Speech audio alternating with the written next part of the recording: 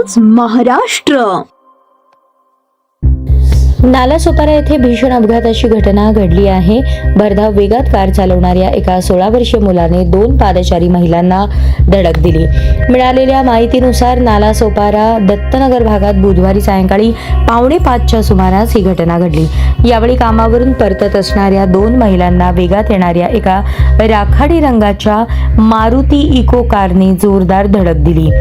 या भीषण धडकेत दोन्ही महिला गंभीर जखमी झाल्या। या अपघातानंतर स्थानिक नागरिकांनी जखमी महिलांना तातडीने नागिनदास पाडा येथील राकिया रुग्णालयात दाखल केले। यावेळी उपचारादरम्यान एका महिलेचा दुर्दैवी मृत्यू झाला तर दुसरी महिला गंभीर जखमी असल्याची माहिती आहे।